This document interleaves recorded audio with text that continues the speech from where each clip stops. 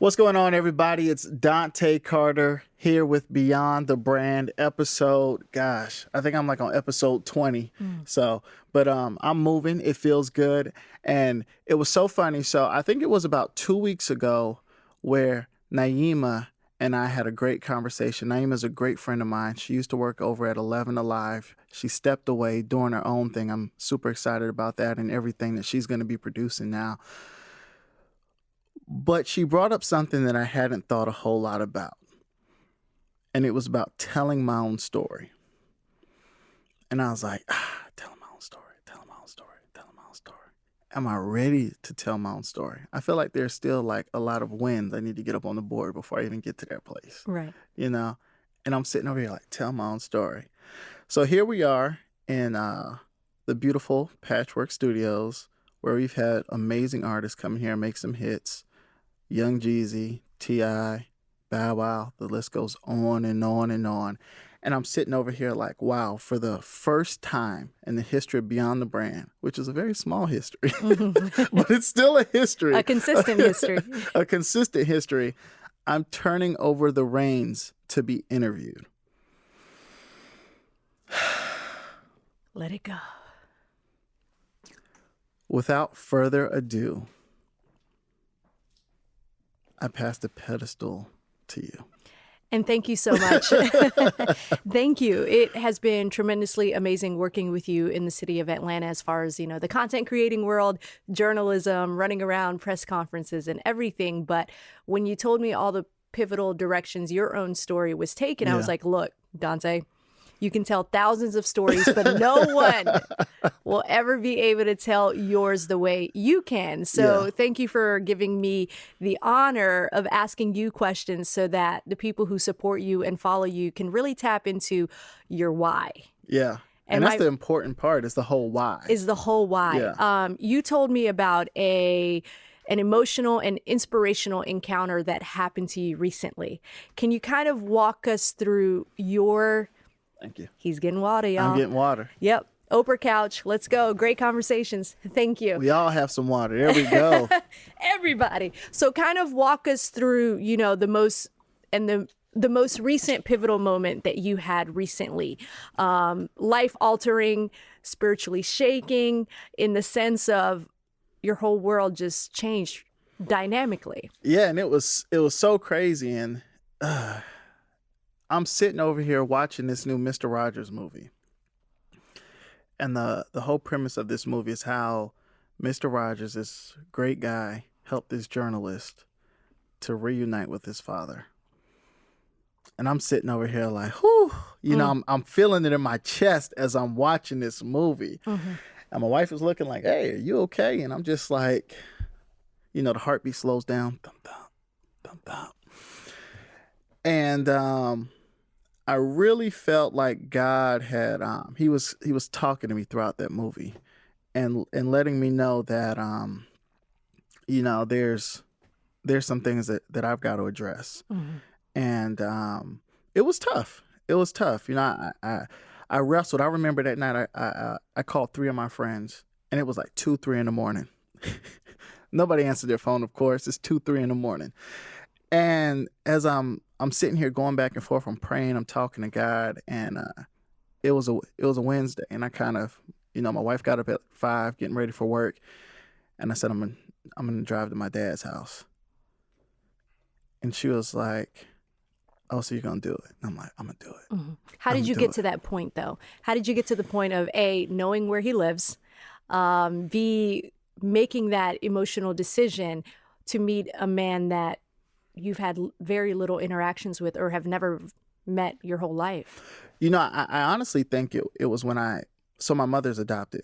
Uh-huh. And I think when I helped my mother find her biological family, helped her to connect with them and to start building that bond, I think that's when my world kind of turned in terms of, okay, if that happened for me and I'm not even that direct person, what happens when I do go and try to mend this relationship with my own father? What is that going to look like? What does that provide my own daughter? Because at some point, healing has to occur, And that's just a lot of what I had thought about. And so, me being a journalist for so many years, we spend 24 hours a day looking for people. Mm-hmm. It's not like police are giving us a bunch of information in terms of addresses, so we're always looking for people. And so when it came to actually looking for them, it wasn't hard to find. Mm-hmm.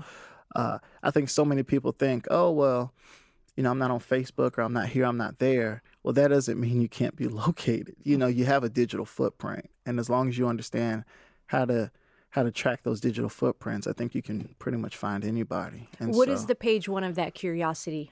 Talk us through how that absence happened in the first place. Why wasn't he in your life?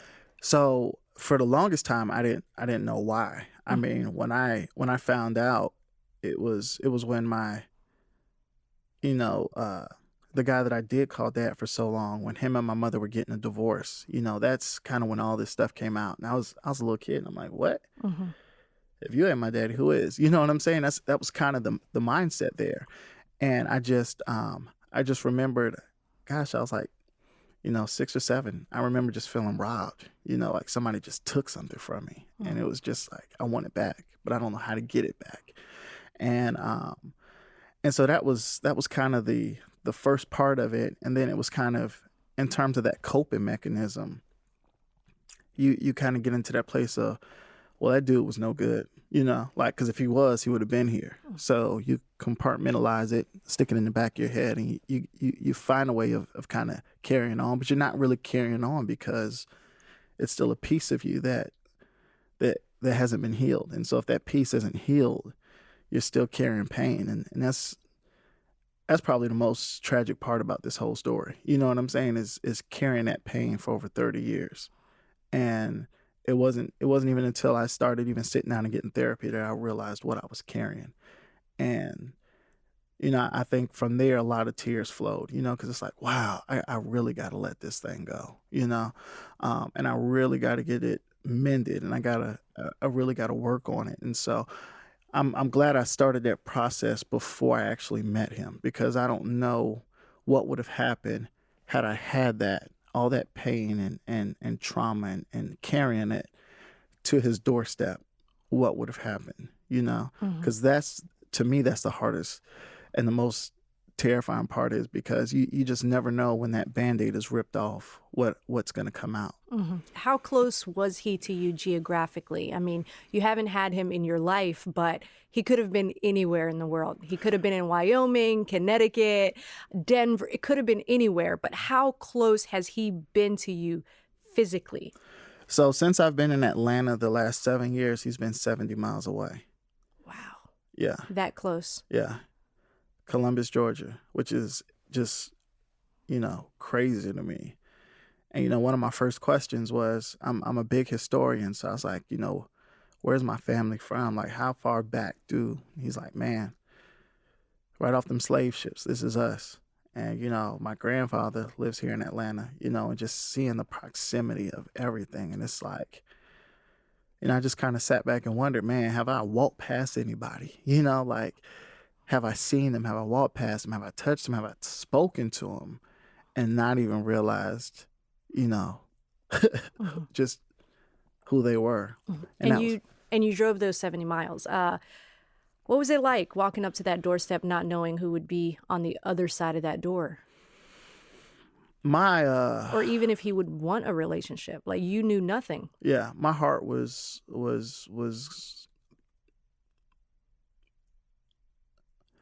it wasn't beating. I felt like it was throbbing. Like, I felt like the inside was kind of just shaking. It was just a weird feeling. And it was tough, because I pull up to this house. It's right across the street from this beautiful lake. And, I didn't grow up with any of that. You know what I'm saying? And so it's almost like, man, like, y'all over here with a beautiful home, nice backyard, got the grill, got the beautiful trucks out front. Like, nah. I grew up in poverty, there was a time period where, like, my mother's, her own family had put us out while she was going through the divorce with my stepdad. And that was the hardest part. And so, you've got all that emotion and you're like, man, we went through homelessness, we went through all these different things, and I got this white picket fence, Mm. and it just, I think that was probably the tough part. And then, because when I originally went there, nobody answered. And so I was grateful for that because it allowed me to compose myself, kind of go in the car, pray, and not get so emotional, because I knew once I got emotional, it was a wrap, Mhm. and it that part kind of bothers me because I always hear people, talk about how, black people can do better if they weren't so emotional and just weren't so reactive. And that frustrates me because it's like, if you carry the history that we've carried in this country, Mm. like, what do you expect our mind state to be? Like, when you really think about it, and I sit back and I was even thinking about how everybody talks about the red clay in Georgia. And when I think about the red clay, I'm like, why is the clay so red? And then it's like, you realize that your ancestry goes back so far here, and you just wonder, wow, is the blood of my ancestors soaked in this clay? And it's just, I mean, those are just some of the, for me, that's just how deep and introspective I get about these things. I want to know those questions. And that's why even one of the first questions for me to ask him was, where's everybody from? It was just important for me to Mhm. know and want to know the history and Mhm. where everybody is. So at first he wasn't home. Hmm. Did you park outside of the home waiting for him to come? How did that go? I put my reporter hat on. Okay. You're like, And I'm gonna wait for him. I'm gonna wait for him, but I wasn't sure that it was his house. Okay. So I went up and down that street knocking on doors. Mm-hmm. People came out, and I was like, "Hey, does such and such live here?" They were like, "Yeah," and they're kind of looking at me funny. I was like, um, "Don't worry, I'm a family member. Yeah, right. I'm just gonna wait. I'll be Mm. fine." So I waited for a few hours. Nobody had showed up. I decided, well, let me go and get something to eat.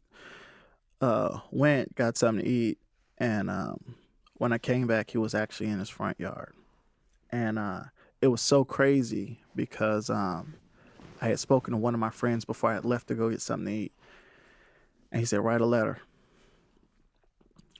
fold that letter up, and put it in the door. And that was, to me, in my mind, I was like, oh, this is so dumb. I'm gonna write a letter and I'm gonna leave it in this door. This is dumb. But as I pulled up, he was actually reading the letter. And I was just like, Mm. Right. So you walked up to him. What was it like to finally see him face to face? um, And what was the first thing you said after you saw him? well, the first thing I thought was, dang, I just did this whole face app thing. And this dude looks just like my face app, that The 50, 60 year, mm-hmm. version of me. And I'm just like, wow. Mm. Um, but I walked up and I told him, I said, I wrote you that letter. And he was just like, I know, and he was like, and I mean, it's so crazy because, throughout the conversation, it was like, he was like, for me, this isn't even an issue of paternity. Uh, he said, I'm looking at you, look just like me. He said, down to the hairline, this is all me here. Mm. Um, and I guess, the hardest part, just kind of backtracking a little bit, the hardest part about it all was, when you grow up and you grow up with that pain, you kind of create this narrative in your head about the person. And then as I started to get older, my mother started to tell me kind of the story of just what happened, but I had never heard it from him. And I think that's probably the toughest part was, when he was just like, every significant moment in your life I've missed. Mm. There's not a moment in your life where I was there. And that was the hardest part about all of this. And I was just kind of sitting back and I was just like, man, like, ugh. let's talk. And like my mother had apologized. And so, kind of the backstory is, they were both on base in Frankfurt, Germany. They were in the military. Mm-hmm. And I guess she had heard that he cheated. And, as a way of getting back, it was just like, oh, well, Dante's not yours. And so, when he was talking to me, he was just like, man, like, I was about to be deployed to another country. And, in my mind, it's we're all going together.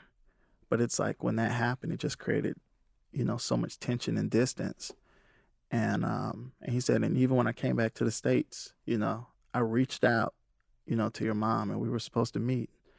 And, she didn't show up. And so, and there was a lot that, she had apologized about. She was like, I was young, I was hurt, I was mad. And so I can understand that. But it's like, man, in the same time, it's just like all these emotions. It's just like that decision that both of y'all made in that period, robbed me of having that father in my life. And so, and then it was just crazy because it was like, I felt like in the midst of all this, I was trying to like help her and help him. And I'm just like, I think I'm the one impacted the most by this, but but I was the one that had, also taken that step of getting that therapy and getting that help. And How long ago was the interaction when you went to his home? It was it was last month. Last month? Yeah, so this is all still. And has there been healing between both of your parents, kind of healing, coming into terms with what's in the past? Or is that something all of you are still working on right now? I think that's something that everybody's still working on, and I've been getting to know my my brother, my father's son, a little better. You got a whole brother. Yeah, and I've got two of them on my mother's side, and so it's like, okay, I don't just have two brothers, I have three, and so it's about really wanting to build that relationship there as well. But I mean, it was a lot, like even, my dad, his whole thing was, I'm glad me and you had, got a chance to talk.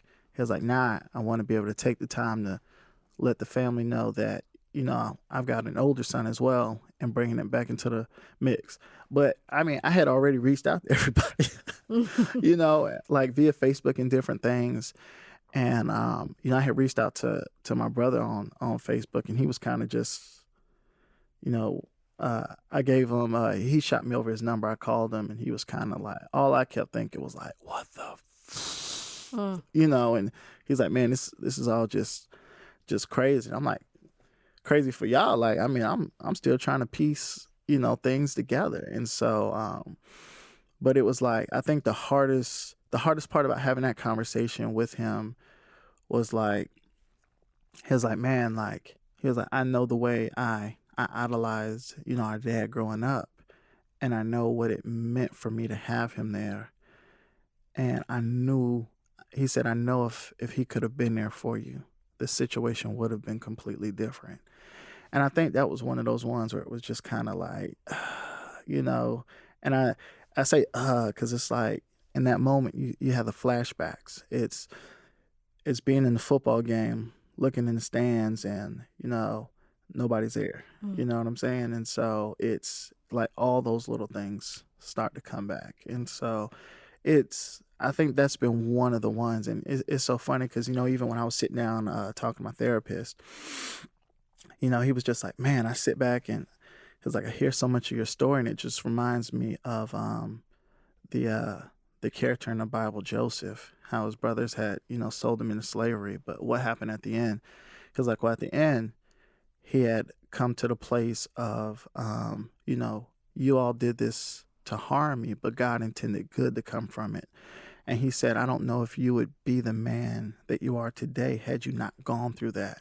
And he said, I know it's hard to see it that way. He said, but I think for you, the biggest piece of healing is going to come from when you reach that level of being able to say consistently that God wanted something better and bigger to come from this. And I can relate to that a lot, because I see it in, especially a lot of the cases that I'm on with attorneys. It's like, a lot of people are always asking, how are you telling these stories so well? And it's like, well, man, like I'm telling my life. You know what I'm saying? Like it's You can not, relate. yeah, at a deep level, which Mm-hmm. is crazy. Mm-hmm. But that's what it comes down to. Like a lot of the, I mean, 90% of the cases attorneys deal with, are poor black people, and poor disenfranchised people, people of color. And so it's like when you start to understand it, it's like, wow, it's just so many layers to this thing. And even, with the absence of a father growing up, you've accomplished a lot as a Black man in America. Mhm. Wife, beautiful daughter, Oh, thank you. success, journalist in multiple markets, Yeah. and now starting your own media company, handling some of the biggest cases nationally. Hmm. What was his reaction to know you have done so well for yourself? And what fueled that as you were kind of progressing through life? So, um,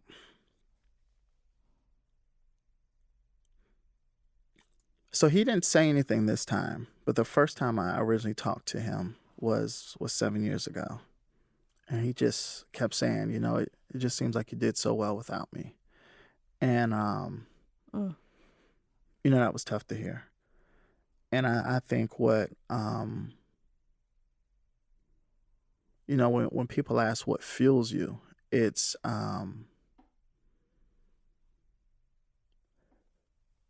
so crazy, but it wasn't even until I started really getting therapy and really talking about this, but it was that feeling of feeling insignificant. I wanted to matter. And I felt like because that was taken from me at such a young age, I just felt like I didn't matter. And I think what it did was it created this fire in me that forced me to say, you know what? I'm gonna leave a blueprint here, and I'm gonna make sure that I show him how good I could have become without him. You weren't here, but look what I was still able to do in spite of. Mm. And that's why I said, just hearing the other side, how that kind of just shook up that narrative because it wasn't the truth. I mean, we can go back and forth about what happened when, but at the end of the day, the reality is there was a desire for him to be there, and I guess that was the hardest part. Mhm. I would have liked that narrative in my head to actually be true.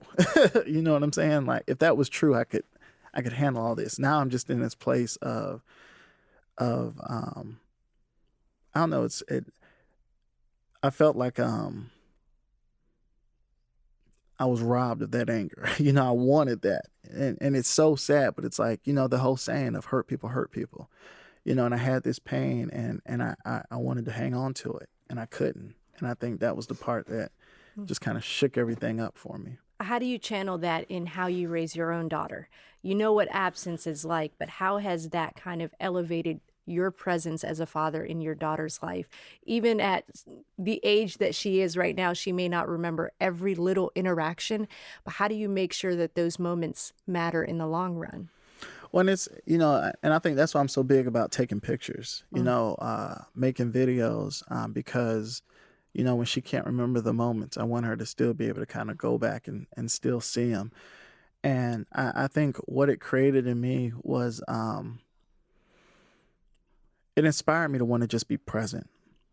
And so, it just, like there have even been conversations that my wife and I have had, um, and her father was in the home, and she said, sometimes you can be in the home and not be present. And I'm not saying that he wasn't present. I'm just saying that, you just never know what those things are that can make your kid feel like they don't matter. And so that's my whole biggest thing. It's like I want to be here. I want to be in the moment, and I want to know that, that when I'm in front of her, when she's in front of me, that the time is valued. And I think that's what it really created in me is more of a focus on, like, yeah, it's great we can be successful with business, but what does that matter if your marriage falls apart, or if you don't have your child in the same home with you, like, what happens there. And so I think it's inspired me to fight a little harder for my marriage. It's inspired me to fight a little harder with that time with my daughter, and just making sure that I'm building a foundation where people want to come back to, you know. Right. And talk to me a little bit about the domino effect of realizing your family's history. For so long, you knew your wife's family's history, but you never knew yours, right? Yeah. Because you didn't know that side. Yeah. But tell me, like, in a city where you fight hard for minorities, you fight hard for Black men, you fight hard for the African American community in the city of Atlanta and the state of Georgia, how fascinating was it to know that your history has been here all along, too? Man, Like, that's pretty dope. It is. And the whole time I was driving back up from Columbus, I just had the biggest smile on my face. And I called one of my friends, and his thing was like, it's so crazy because he was like, when you were younger, you would always say, I'm going to Georgia, I'm going to Atlanta. And he said, we would always ask you why, and you could never tell us why. And he was like, you just said, I feel like I need to be there. And he was like, the fact that you're finding out that so much of your roots came from right there in Georgia, and it inspires me all the more, because it allows me to know what I'm fighting for. It's not just people in Atlanta or Atlanta's civil rights history. Like, no, man, I'm fighting for my ancestors. I remember I was visiting one attorney, and he's smack dab middle of downtown on the 36th floor. And as I'm sitting there looking down, it's like, you get that high up. You see the football stadium, the basketball stadium, and everything else seems like a bunch of dots. But it was like, as I sat up there, I kept thinking like, wow, like there was one of my ancestors that could not come into this building. And I was like, wow, like they could not come into this building. They weren't given access to come into this building. And so I stopped seeing growing up, I saw Atlanta as this Black Mecca. Like I stopped seeing it as this Black Mecca. I saw it, and I stopped seeing it as this big civil rights movement. I saw it as a part of my history, because I understood that my history flows from Columbus and through this city. And so it just blows my mind, because it's like, God knew at a certain time, he was like, I got to wake this guy up and let him know where he's from. I got to wake him up. I got to wake him up and get him to understand it's so much, like, as much as he loves doing what he does, it's still so much bigger than that. And being able to connect those dots, I mean, it just meant the world to me. Mm-hmm. What legacy do you hope to build? I mean, so much of your story is all starting to make sense right now. Yeah. It's been just a month, right? Yeah. With this new chapter unfolding. It's so crazy. Right. Tell us about how all of this kind of helps you build the kind of legacy you hope to pass on to your daughter and other generations.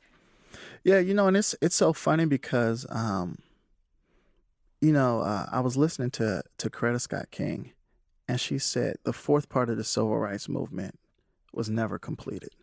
And she said, therefore, the civil rights movement is still ongoing. But that fourth part that she was referring to was creating economic opportunities within Black and brown communities. And I just sat back, and it wasn't until I heard that it really, and I heard it a while ago, but it really just kind of stirred me up, because it's like, if we want better schools, if we want better things, we tend to move into communities that don't look like us. And so when I heard that, when I started to research it, I'm just like, wow. So what is my legacy? My legacy is, it's my family, but it's also the business, and it's also being very intentional about hiring Black and brown people to work with. It's about being very intentional about building a legacy, and not just building that legacy, but also building that funnel where you start investing into your own. You know what I'm saying? And that's the big piece that I'm starting to understand that we don't do a lot of, is investing. It's not a whole lot of us investing in our politicians, so we don't get from them what we want. And so, and then it's like, invest in our communities, because I sit back and I think about what middle class Atlanta used to look like, and then I think about where those kids are. I mean, the descendants of that middle class Atlanta's moved, outside of the city, and so the money that held that community together is no longer there. And I remember listening to Killer Mike and Ti, and they said, the reason why we were kind of able to kind of come out and start our own companies after we got big in music was because we saw the black business owners. But he said when they took those out of that community, I don't know if those kids still see that. And so it's when I think about the legacy, it's making sure that I return back, and that I'm constantly giving back, that I'm constantly mentoring and helping these kids to understand. Because I think once we start getting more business owners in our community, I think we're going to start to see a lot more change. But that's the task. It's just helping folks to allow that switch to flip. Mm-hmm. And going into Black History Month, how will this month of February for you be different, knowing that your family's history, your dad's side of the family has Georgia roots for multiple generations? How is the month of February going to be for you? It's going to be a lot more special because it goes from, I think, so too often we can get caught up, right, in MLK, Malcolm X, Marcus Garvey, all the folks who were big and larger than life figures, and it's like, even with my wife's story, with her ancestor fighting in the American Revolution, getting his freedom, his grandson becoming the first African American to graduate from Yale. When I sit back and I see what they did, I'm always more inspired. Like, I feel like in her family, the guy that graduated from Yale gets, all this love. Everybody wants to talk about it. They want her family to come up, all these things. Mm-hmm. But I'm just still so concerned about, just the black guy that decided to fight in the American Revolution for his freedom. You know what I'm saying? Like, he's the one that doesn't get all the spotlight. But I'm like, that's the bad dude to me, because he was the one that broke the cycle. He was the one that created this funnel of these doctors and lawyers and everything that she sees now. And so when I see that, it reminds me that, what, for my family, I can be that guy. I can be that guy. And so that's what inspires me all the more and gets me more excited about what Black history really means. And just getting to that place, like, I got this Nat Turner shirt on, mm-hmm. and it says, I was intended for a great purpose. And it's like, even with Nat Turner, I mean, you mentioned his name and it's like America's like, shh, be quiet, but there's so many different parts of him that isn't known, like somebody that really just loved his people. And so I think just being at that place of saying, with the love that I have for my community, what am I going to do with it? And really just taking it up and just continuing to take that up a notch, And so, like I said, it's the mentoring, it's the investing, and it's really just keeping that mindset on just helping lift up. I want to be a part of the change and not the problem. Mm-hmm. And I really commend you for being open to share your story. I know that's hard because you've always focused on others. You've always focused on elevating the voices of our community, the unheard, the underserved communities. And how does it feel kind of sharing a little bit of you in a way that brings out vulnerability, which oftentimes as a Black man, you're encouraged not to show that side because it's seen as a weakness. But how does it feel to kind of like share in a sense of like being courageous about, I'm proud of how far I've come, and I'm proud to know who my father is. I'm proud to know what happened in my own family, and I'm proud to finally know my own family's history. Yeah. Man, it's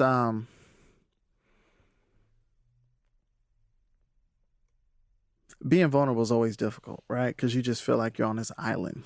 You feel like nobody else is going through what you went through. But I know there are other people out here who have gone through what I went through. And so as hard as it is and as scary as it is for me to be vulnerable, I'm hoping that this will touch somebody the same way I was touched and moved and motivated by people who were able to be vulnerable, with me, which helped me to get to where I am. I just hope it has that same impact, of saying, okay, I'm not alone, and where I start doesn't mean this has to be the end for me. I can change. I can I can change my career if I want to be a business owner. I don't always have to be this guy from the hood, or I don't always have to be this girl from this hood. I don't always have to have this poverty label on my head. Like I can change. I control that. And I think, for me, when I realized that I control my narrative, that was the most liberating piece about me. Like, I control this. Like, yeah, I've got all these different stories that float around me, but at the end of the day, I control how this thing ends. And I hope people will understand. That's why I'm being vulnerable, so that they understand at the end of the day, they control how their story ends. And of all the episodes, this is just as important. I really want to thank you for bringing me on. It just took a little table conversation at a coffee shop in Sandy Springs.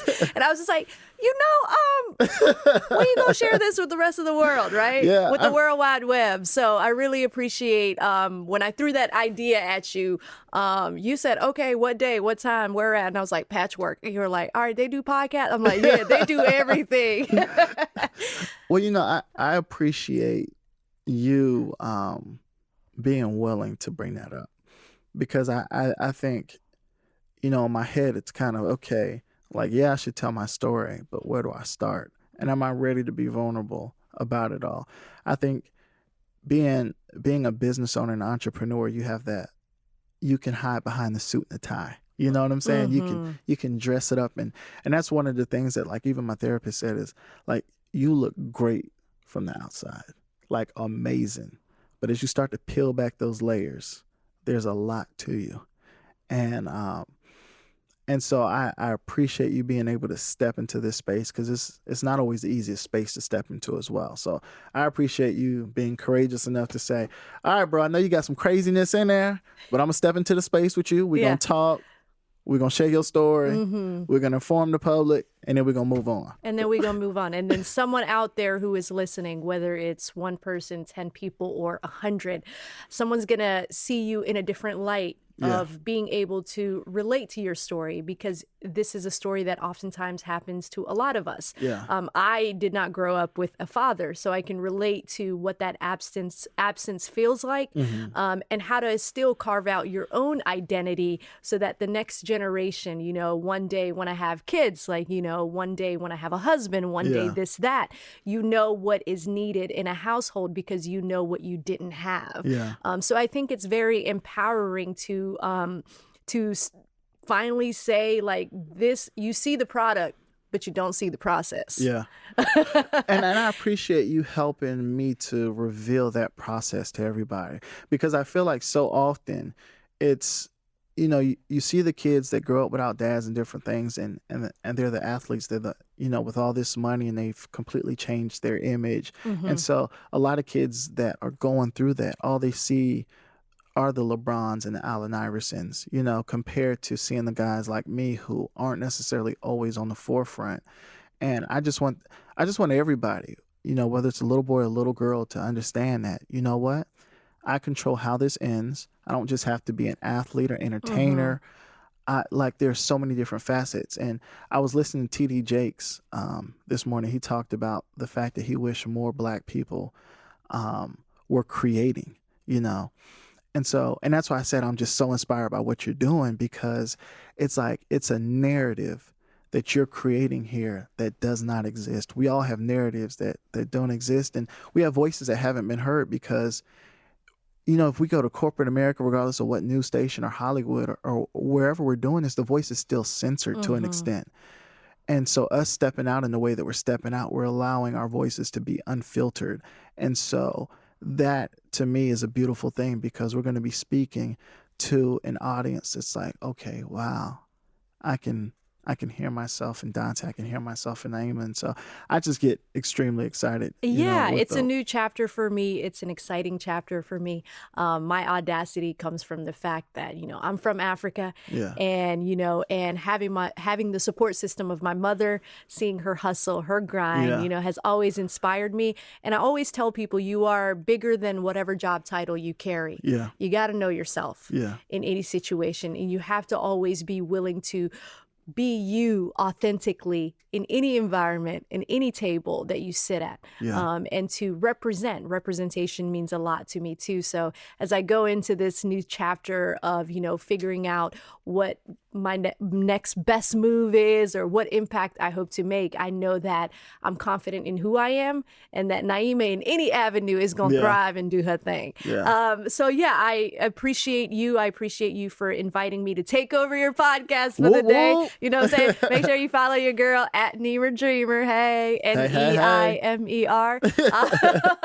Yeah, and hopefully I can help you out in any way in the community. But I'm so proud of you. And I'm proud of you because, the reality is I can do all these things, and my daughter will be able to take away bits and pieces. But for my daughter to see somebody like you, and you taking a hold of your story the way you are, and she'll be able to see her fullness in you. To me, that's what's exciting, because our kids have to be able to see us in multiple people. And so being able to see herself in you, that's what's so exciting to me. That's what I really get, Isn't Atlanta so dope? There's a lot of phenomenal women in media, phenomenal men in media, network, national radio, I don't know. I feel like the Atlanta community is so inspiring. The kids growing up now, they got a whole lot of goats to look up to, you know? they... Goats as in greatest of all time, in case someone out there thinks I'm talking about animals. Hello. You're not Peter gets. Let me stop. Right. But, it's amazing. These kids are growing up. I was talking to a friend of mine. He said, my son has grown up only, before Trump, he grew up only seeing Obama, And I was like, man, what would my life be like if from the minute I could understand TV, elementary school, all I saw was a black president. What doors does that unlock in my mind? That's what I get excited. I'm like, man. And then being in Atlanta where there's a black female mayor, and my daughter met Keisha. We were actually on the same. I went up to DC for a family reunion, and she was going up, I think, for something over at the nation's capital. And we were sitting 2 rows behind them, and so just sitting there and even having that conversation with her. And, it's crazy because that's what my kid is seeing, and so to me, that's what's so inspiring. And it's, they're going to take what we do and they're going to level up on it, which is what we want them to do. Take it to the next level. Absolutely. Now, plug in where people can listen to the podcast, social media, website, Twitter, Instagram, and all that stuff. So you can tune in on we've got the video up on YouTube, but we're on Spotify. We're on the podcast. What's the YouTube we're pretty account much everywhere. called? It's Carter Media Group, and then we've got an episode link for Beyond the Brand. But if you type in Beyond the Brand, it pops right up. And then of course you can follow me on Instagram at PR_Carter03, and on every other platform is at Dontaye Carter. Perfect. Well, thank you so much for having me. This was awesome. Thank you. Invite me back again. Let's do it. Yes, you will be back. We need to tell your story next. All right.